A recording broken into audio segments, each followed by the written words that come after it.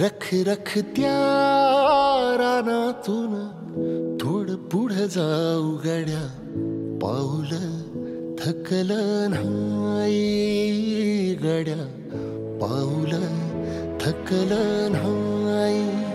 सुकलेल्या भाकरीला पाण्यासंग खाऊ गड्या, पाऊल थकलं नाही गड्या, पाऊल थकलं नाही. झालो बरबाद जरी बसला हाव उरी, कलेची आग सार जाळून बी जाईना. अडला घास असा काळा वनवास असा, पण ह्यो ध्यास अजून बी माग